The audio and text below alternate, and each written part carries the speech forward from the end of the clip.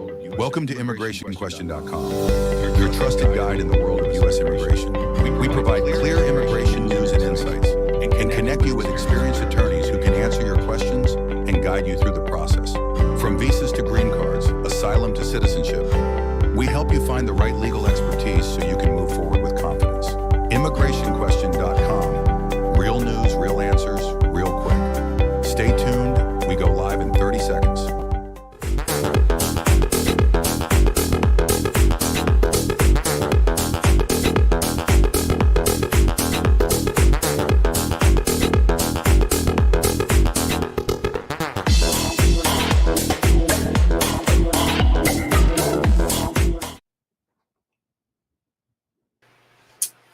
Hello everyone, so our topic for today is the 100K H-1B fee.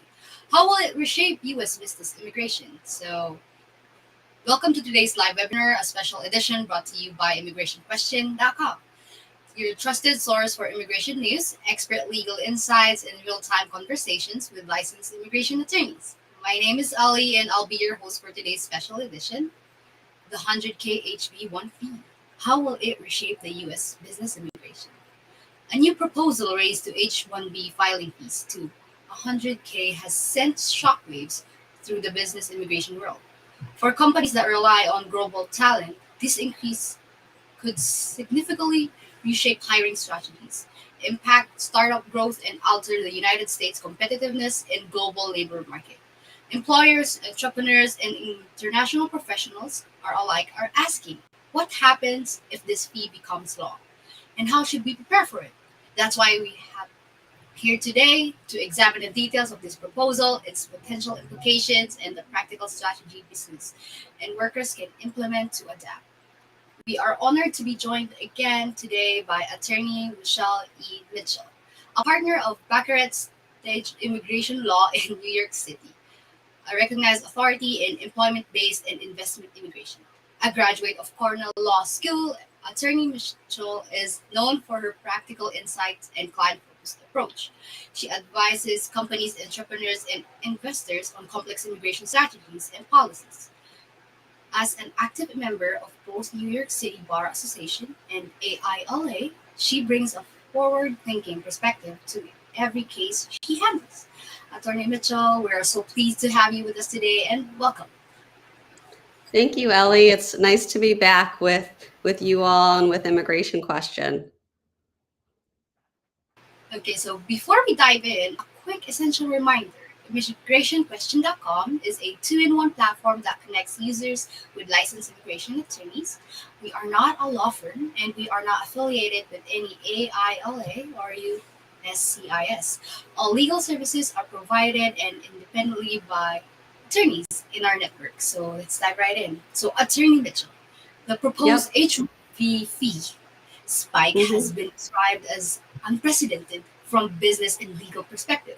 What exactly does this fee structure look like, and how should companies interpret its broader implications?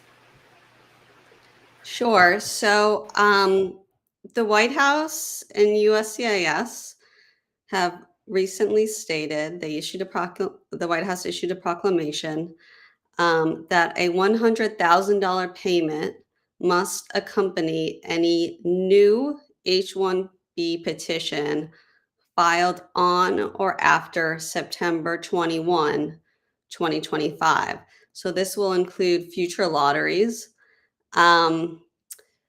The agencies, DHS, the Department of State, are being directed to implement and coordinate the details of this payment structure. The good news is if you have your H-1B petition filed before September 21, you are not subject to the fee.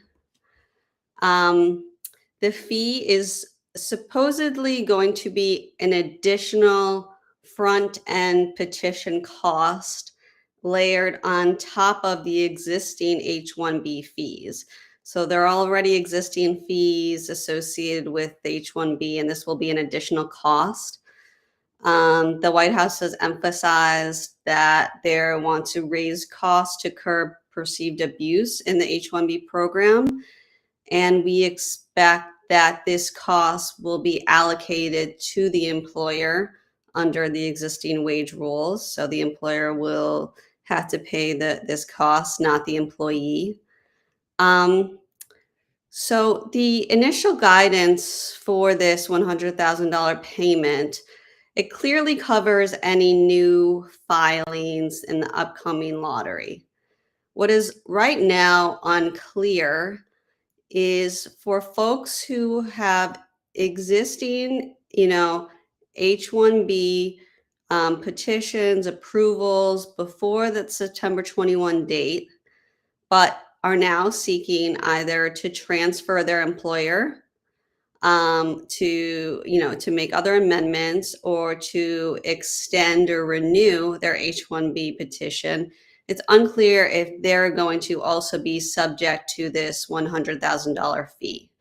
So right now, what we're seeing for folks with, who are seeking amendments, extensions, and transfers of employers, if they're located within the United States and they're, filing these amendments, transfers, extensions, renewals, technically that's a new petition, but we're not seeing USCIS as of right now forcing those people to pay that $100,000 fee. We don't know what's going to happen in the future. What's also unclear is that, let's say, someone, filed a change of employer to transfer employers today, and they were approved. They did premium processing, they were approved within 2 weeks. But then the next time they travel abroad and they need to be able to get a new H-1B stamp in their passport because their previous one had expired, are they going to, at that point, be forced to pay the $100,000 fee to enter and get the stamp? That's also something that's unclear at the moment. So there's so many things right now that we're just not sure of, and we have to see how it's all going to play out, and any additional guidance that's going to come in. Another thing that we are seeing and we're hearing about is folks who have an H-1B approved petition, but they think, well, maybe I'll come into the United States on a B visa, a tourist visa, and when I'm in the United States, change status to H-1B to circumvent that fee. That's not going to be allowed either, and those folks will not be issued that B visa to be able to come in. So that's what we're hearing as well. At first, when this all came down, on over the weekend, I think it was on September 19th, 20th, we were not sure if folks who had a valid H-1B visa stamp in their passport and were out of the country, if they were going to, in order to be let back in on their visa, if they were going to have to pay the fee. And they did not. So, and the White House, it came back and said, no, if you have a current H-1B, you can travel in and out of the US. That's permitted without having to pay the fee. We're hearing that, going forward for these new petitions, that proof of payment will be required at the consulate or the port of entry to get the visa. We're also being told that exceptions may be granted in the national interest for perhaps specific individuals, or perhaps specific countries, or perhaps even specific industries, like, for example, healthcare, etc. We don't know yet what those might be. We also don't know whether or not there is going to be an exception for what we call cap exempt filings. So typically the H-1B is capped at a certain number of folks who can get the visa every year, and there's a lottery for those who win the lottery then can apply. But there are cap exempt H-1Bs who are not lottery bound. These are typically nonprofits, universities, and affiliated entities to those universities and nonprofits. So we don't know if those H-1B petitions for cap exempt employers will be subject yet to the lottery. And the last thing that we're hearing now is that for future lotteries, there'll be sort of like a waiting process. So right now there are 4 wage levels: wage level 1, wage level 2, wage level 3, wage level 4. Wage level 4 is the highest wage level. So it's the wages, it's based on a prevailing wage based on the job type, the location, and the experience of the employee. And then they get put into these wage levels: 1, 2, 3, or 4. So we're being told for this future lottery that if an employee is in wage level 4, their name will be placed on the lottery 4 times. They're at wage level 3, their name will be placed 3 times, and so forth on down. So it's the administration is trying, for folks in higher paid industries with more experience, they want them to have, a better chance of being selected for the lottery. So that's also important to know as well. All right, thank you for that, attorney. So another question is: many organizations depend heavily on H-1B talent. What Mhm. immediate planning measures can companies take to manage costs while continuing to interact and retain international professionals? Yeah, so I think the number one thing companies should be thinking about is alternative visa options. The H-1B is obviously very, very prevalent visa for professionals, but there are other options out there. I think a big option that companies should start thinking about is the O visa. The O visa is an extraordinary ability visa. It's not being talked about as being subject to this $100,000 fee. Many people think that to get an O visa, which its name is extraordinary ability, you have to win the Nobel Prize or be in your field for 30, 40 plus years and have all of this experience and expertise.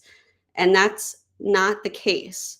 The O visa, there are, I think, something like 8 different criteria, and you have to meet 3 out of the 8 to get the visa.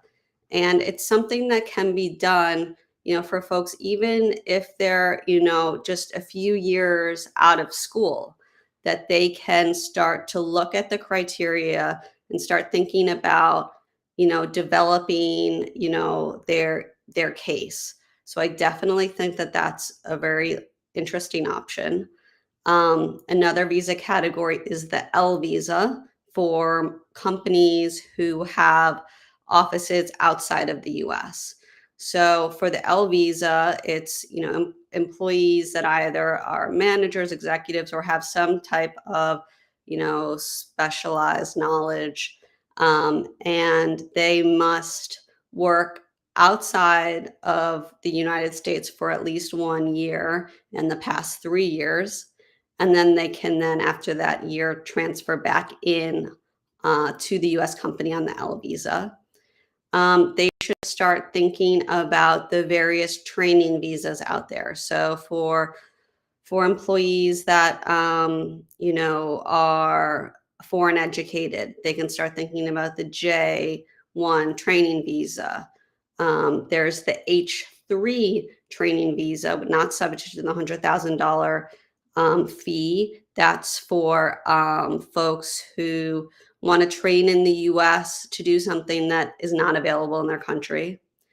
They can also start thinking about the CPT and OPT options for students. So perhaps if you have a recent grad who's got a bachelor's degree, maybe they can go and do a master's program, and they can continue to work for you with under the CPT, as long as that their studies are related to their job. If you have employees from certain countries like Singapore and Chile, they can apply for what's called the H-1B1 visa. It's a trade agreement between the United States and Chile and Singapore. And it's a very similar visa to the H-1B, but it does not have the same $100,000 fee. Very similar if you have employees from Canada and Mexico, the TN visa.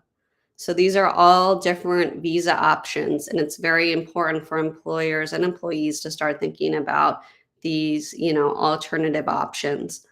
Another thing that employers can start to think about is whether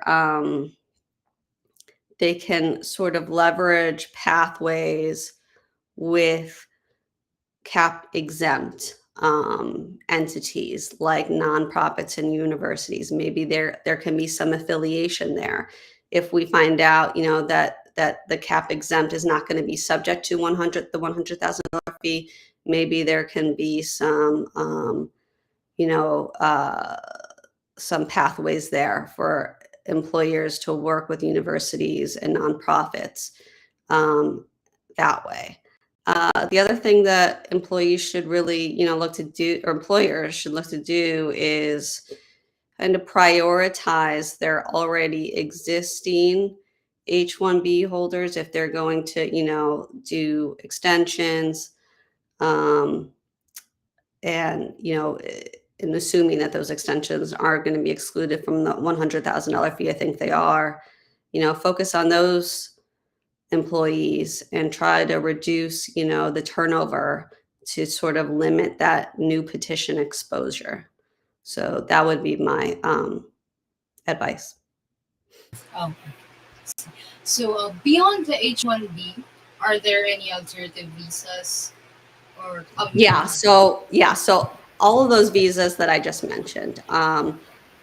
I talked about the O visa, the extraordinary ability visa. Um, there's also the green card version of that, the EB1, which is a little bit of a higher standard. But yeah, so that's a big one to be on the lookout for. Um, if you have employees from Canada and Mexico, look into the TN visa. If you have employees from Chile or Singapore, look into the H-1B1. If you have employees from Australia, look into the E3 visa. These are all, not subject to the fee. If you are a multinational, where you have, subsidiaries or branches or affiliates, or even your parent company is overseas, look into the L visa. Um, Look into the various training visas, the J1 trainee visa or the H3. Talk to your employees about potentially maybe continuing with their OPT, or maybe they can get the STEM OPT, which is if they're in the STEM field, which allows an additional year for 2 years of OPT, or potentially speak to your employees about perhaps going back to school in some sort of master's level program, and being able to go and work for you under the CPT, and you know, be a student at this program. So those are all different options um, that can be taken. Oh, okay. So the employers, they have to consider this to reduce risk and expense in their workforce strategies, right? So they should start considering it. Yeah.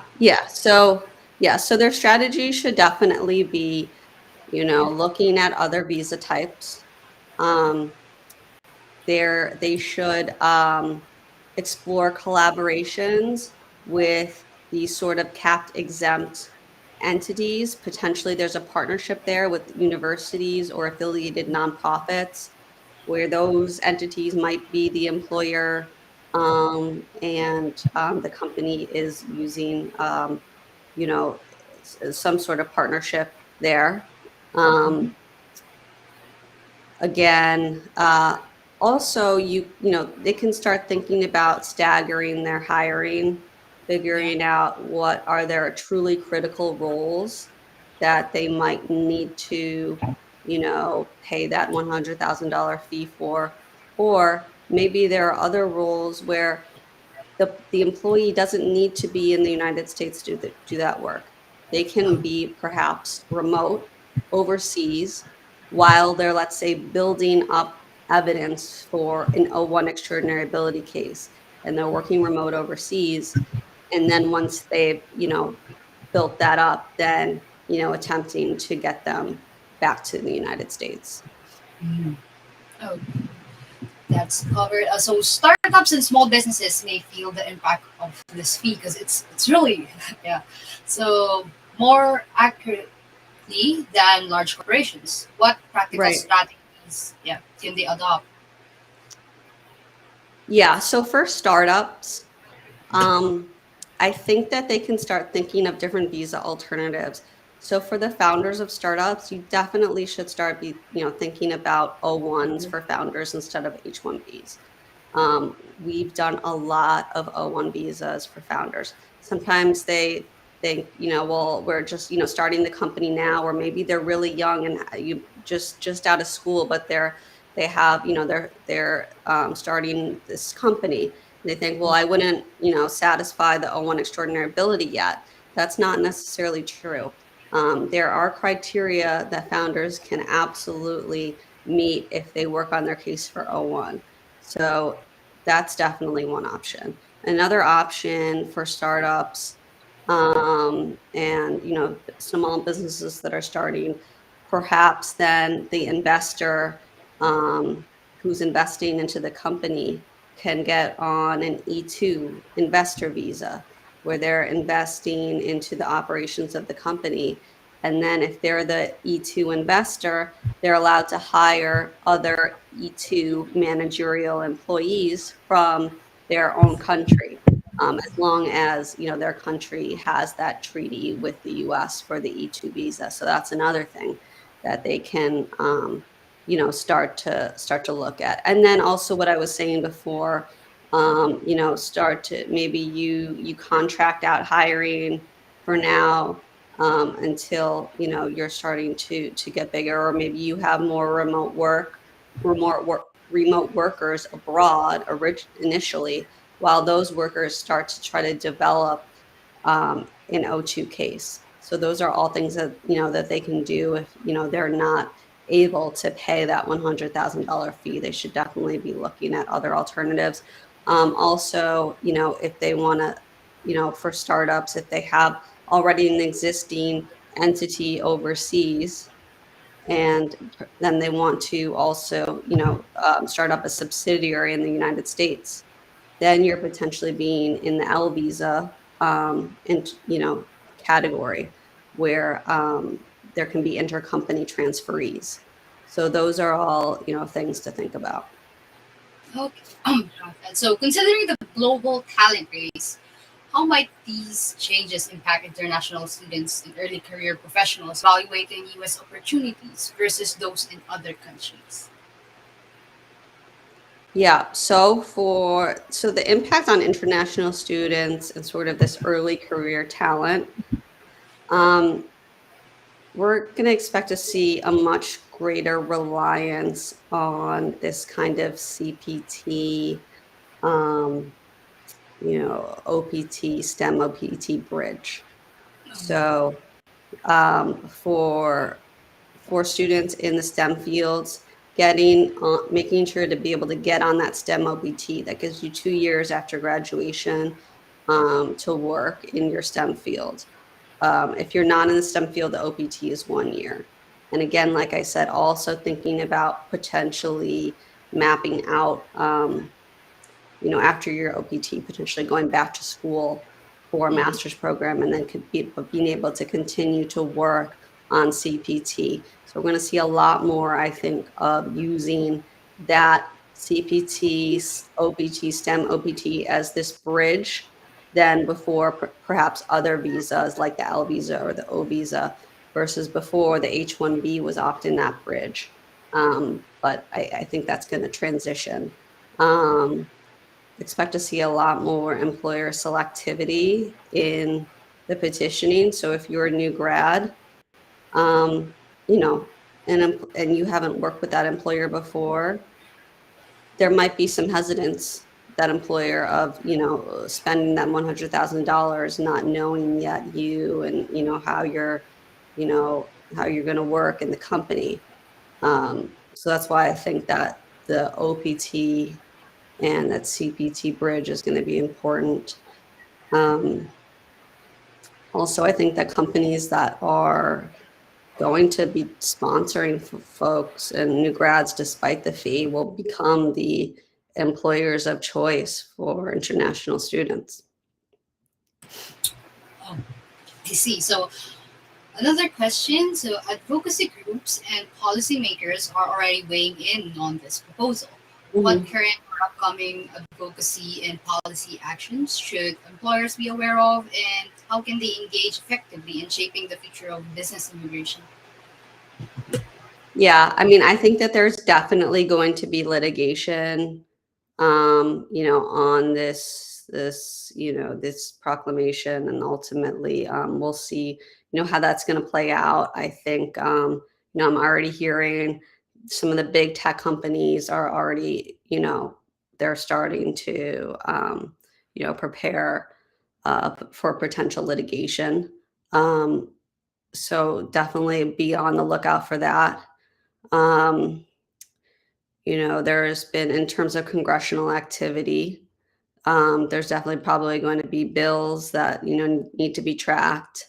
And then in terms of sort of the rulemaking, so it's, the Department of Homeland Security, the Department of State, USCIS, they're all going to be in sort of this rulemaking process to determine the details of this, how this program is going to actually roll out. And then there'll be, ability for companies to submit public comment.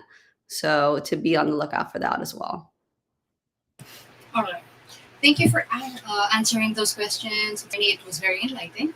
Even me, I've learned a lot. So, to everyone tuning in Okay. from Facebook, YouTube, LinkedIn, and beyond, thank you for being here. Whether you're an employer, an HR professional, a startup founder, or an international worker considering your next steps, we are grateful to have you to join us today. If this is your first time with us, welcome to immigrationquestion.com, in a meeting place where immigration attorneys and individuals can connect. Our platform is trusted by many AILA attorneys who use it to meet clients. You can ask immigration questions for free in any language and get connected with a licensed attorney, like our lovely attorney right here, Ms. Mitchell, for legal guidance. And yes, many of you may also qualify for free and confidential initial consultation. We are also proud to share that immigrationquestion.com is now a BBB accredited business, a recognition for our commitment to honesty, transparency, and serving immigrant communities with integrity. Attorney Mitchell, with your expertise in employment and investment immigration, what are your thoughts on how immigrationquestion.com is helping immigrants and attorneys to connect with meaningful ways, especially during these times of rapid policy change, such as the proposed H-1B fee hike?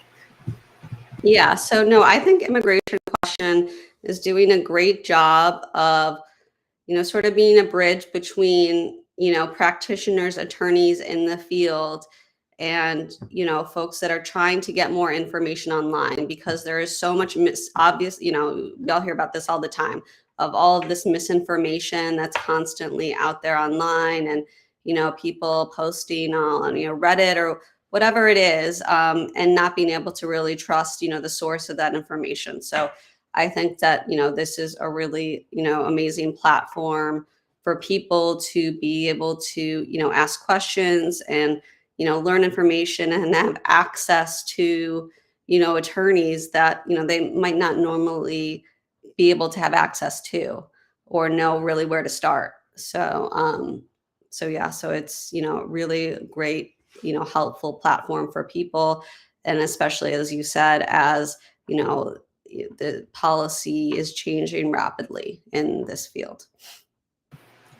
Thank you for that perspective, Attorney Mitchell. It's reassuring to know that platforms like immigrationquestion.com can be a bridge for businesses and workers navigating these uncertain times. So before we move into the live Q&A, let me ask you one final question.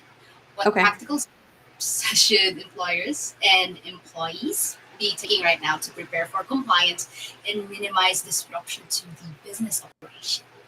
As you said, there's a lot of visas, but what can you add more?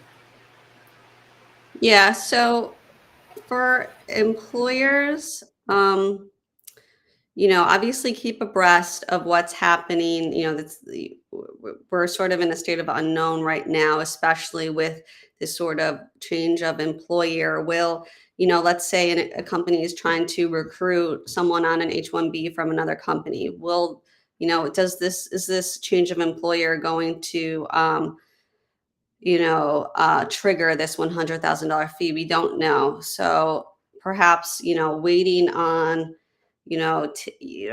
sort of hiring those, folks from other companies and sort of prioritizing your internal, retention and internal mobility between your company for now until we know more. And then start thinking about your budget. To start thinking about, okay, well, if we are going to have to pay this $100,000 fee for critical hires, how are we going to budget, all of this? And then also be, sort of pre-screening potential employees for other visa types, pre-screening them to see, okay, well, do we think that this person can, work up a case for an O1? Or do we think that this person can, get on OPT STEM or get on, one of the other, visas for certain country nationals like TN, and the H-1B1 and the E3? Or, do we think, do we want to start sending some people abroad for a year to one of our subsidiaries abroad, and then coming back on an L1? So, thinking about all of these things for on the employer side. On the employee side, I think, first of all, you have to, really maintain all of your documents. You've got to maintain your I-94 status, keep all information about your passports, your university degrees, your transcripts. If you're thinking about, you're on an existing H-1B and you're thinking about that you want to, change your employer, just be careful right now and speak to an immigration attorney, especially, if you need to travel internationally to see if, this could, potentially trigger the fee in the future. Also, if you're concerned, you're on the H-1B and you're concerned, or you're not, and you want to get onto an H-1B, maybe start building that O1 case file. Go online, see all the different criteria, that it takes. So, for example, you know, eh, try to get published in, publications. Try to what's called judge the work of others, evaluate, mentor, be on panels. So, sort of judging the work of others. See if you can put your name in for various awards. See if you can try to get more press, activity about yourself and your accomplishments. See if you can start developing relationships with people that will write support letters for you. All of these things can help you build your O1 case file. So, if you need to get on an O1 instead of an H1B, that's going to be very important. Also, if you're in school, meet with your DSO, at your school early and discuss with them what are your OPT options, what are your STEM options, what are your options for potentially, getting into maybe a master's program and continuing on CPT. So all those things. And then if you're at a multinational company, discuss, sort of L visa options, as well. So all those things. All right, thank you for that, attorney. So, if you're Mm. just joining us, we've been in an insightful conversation with attorney Michelle Mitchell, Esquire, on this topic, the 100K H-1B fee. How will it reshape U.S. business and immigration? We're now moving into our live Q&A segment. This is your Okay. chance to ask your own questions. Drop them in the chat or call us live at 516-703-3483. And we will get to as many as possible. Okay. Ready, Trini? So, yeah. Here we go. So, first question.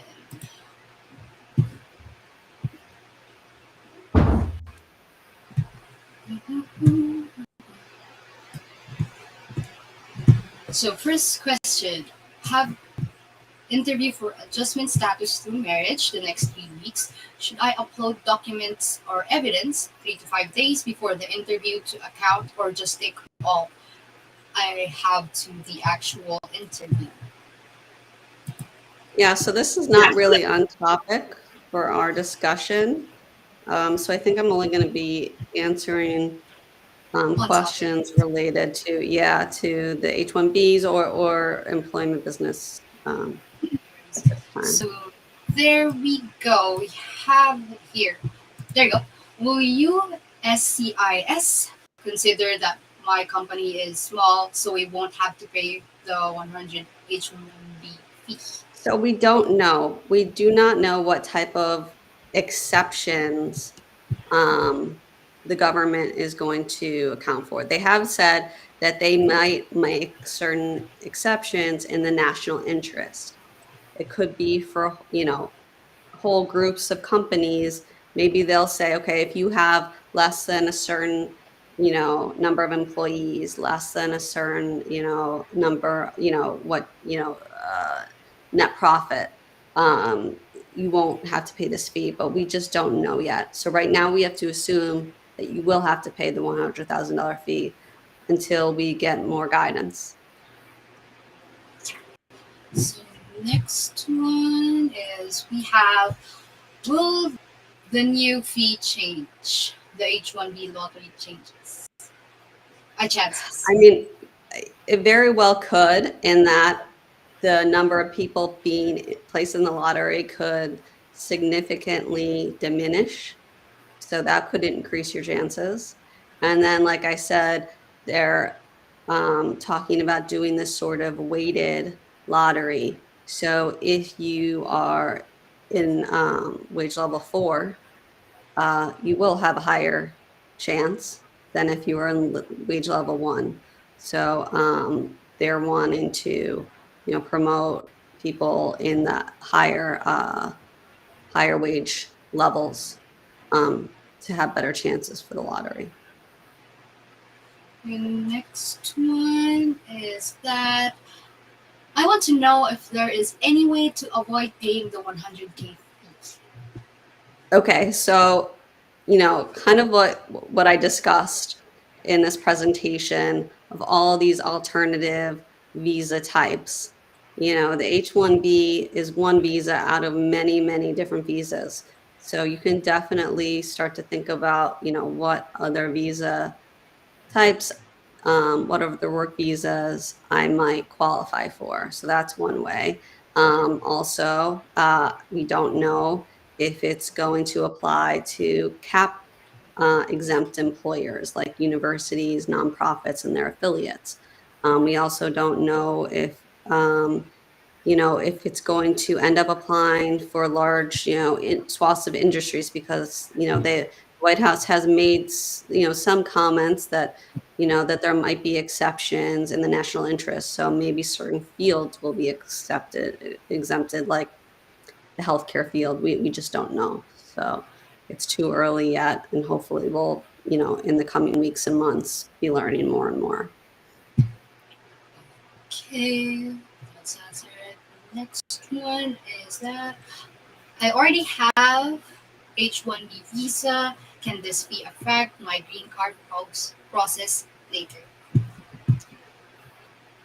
Not that we're aware of now. So if you're on your H-1B and you do not have to renew or change your employer and leave the country after that, because those are things we are not sure what's going to happen yet. But if you're, on your H-1B and you don't need to renew anymore, you don't need to change your employer, and let's say you're in the perm process, or you want to do the perm process or want to do another green card process later, um, there's nothing right now that we're seeing that would affect that process for you. Right. Next one is what will happen if a company tries to cheat or not pay the H-1B visa? I don't know. All of these things we don't know. We don't know what's going to be written into, the regulations. So we'll have to wait and see. What type of penalties that there will be. We have heard that people that, I guess we're thinking of trying to come into the US on a B tourist visa, and then once they're in the US, change status to H-1B. So they already thought about that, and they're already saying, okay, we're not going to grant any B visas to people who have H-1B approved petitions. But other than that, I don't know. We'll have to wait and see. So it's a waiting game at the moment, right, attorney? Yeah, everything, just happened a week and a half ago. So we have to, we don't know enough yet. Let's see. Next one. I think this is the last. So, does this mean that the US doesn't want startups hiring foreign workers? I don't know what it means. And again, we don't know like what sort of exceptions there will be. If they'll with startups, will they exempt them from this fee? We don't know. But like I said, the startups can start thinking about other visa avenues for their workers, like the E-investor visas, E2 investor visas, the O visas, etc. Right, I think that's the final question. So, thank you so much. Really do appreciate being here.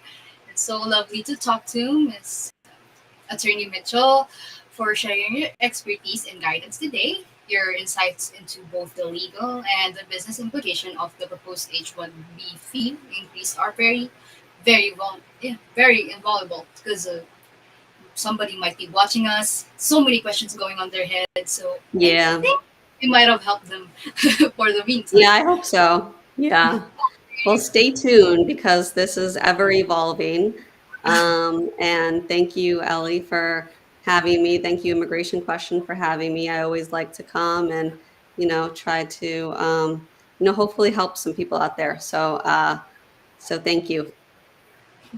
Alright, thank you too, attorney. So, to our audience, thank you for joining us. We hope today's discussion gave you clarity, practical strategies, whether you're an employer planning ahead, a startup founder navigating cost, or an immigrant professional seeking your next opportunity. Remember, you can always visit www.immigrationquestion.com to ask your immigration questions, or feel free to connect with a licensed attorney.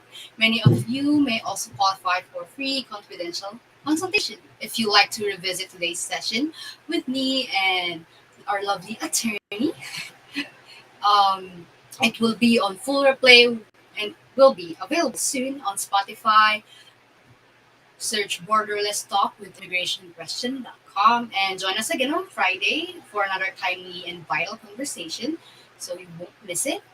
Once again, thank you so much, attorney, and thank you to everyone that's watching. Until next time, stay informed, stay prepared, and stay encouraged. Thank you. Thank you, everyone. Take